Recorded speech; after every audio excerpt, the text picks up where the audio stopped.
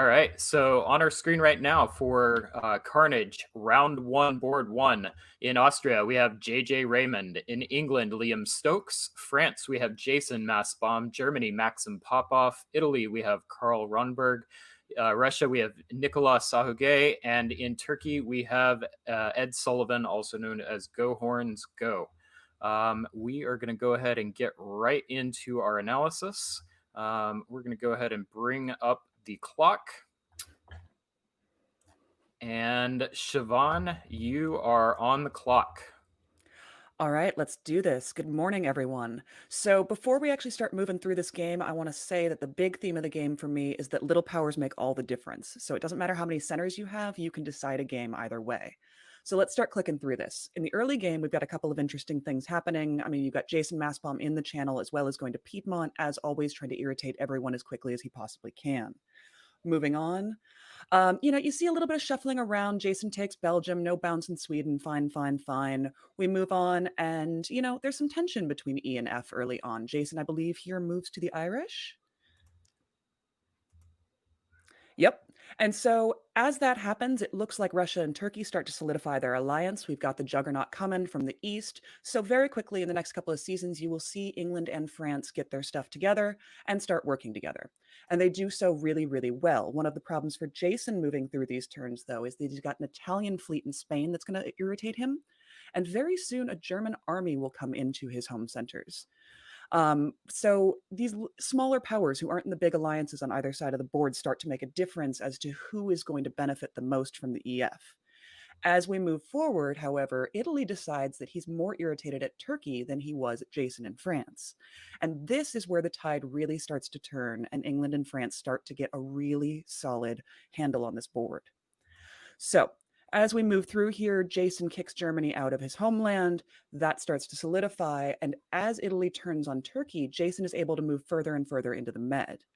But what happens is the German, who I believe was sitting on only one center here, makes the decision to start helping the English player. So England gets St. Pete, he gets the stronghold, and he winds up in the next couple of seasons one center over his ally, Jason Mastbaum. And this is the question about alliance play, is you play the EF and the RT, and it's really just a matter of time before someone gets the opportunity to get a center or two over one another. And so here we go. Liam Stokes gets the jump on Jason Mastbaum. Thank you very much. I did not want to have to congratulate Jason at the end of this game. And that's my story for it. And I'm, less than 3 minutes. Well done, Siobhan. Well done. Brandon. Well done. Anything to add? Yeah, there's a couple things here. So quickly go back to fall of 08 here. I'm sorry, spring of 08 is what I want. Yep. So here, Liam, it's just a really brief thing here. If you're going to fight France here, and it kind of appears that you are, although you could argue that the move to the Mid-Atlantic is just a defensive bounce. Go to English Channel here and take Brest. You guarantee yourself the board top in that case. And it wasn't entirely guaranteed, right? Because Jason could have gone for Ruhr, could have tried to make a play for Holland. But just go ahead and do that and cement things. There's really the only thing you risk here is having to ask for forgiveness if you want to, but then you have the option and it's entirely yours. Small point though, he ended up getting the board top, and in Carnage, getting the board top by 1 or 2 doesn't matter a whole lot. It could just matter in that tiebreaker that Brian mentioned is a big deal. But let's go back to the beginning of the game, because I think Karl Ronneburg, since I'm in the mood dispensing advice here, I'm just going to keep going. Flip forward here a couple seasons. So what happens here? Karl takes a flyer. He sends the Tunis army out to mess with France. He ends up getting Spain. So you might think that that's a success. He got a dot, but there's nothing to follow it up with. If you're going to make a move and imbalance the board in this way, then really make it. Send units out there, consolidate a position, and grow it.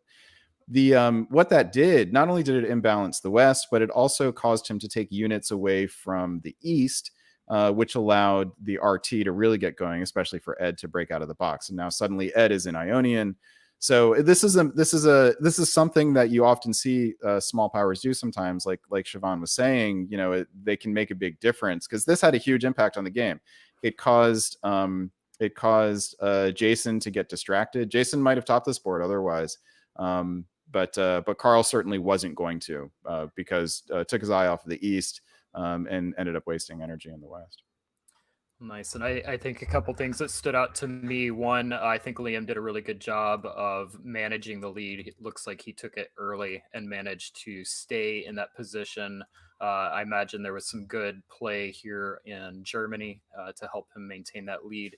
And then for Jason, whenever he lost Spain, that's sometimes a difficult position for France to get into.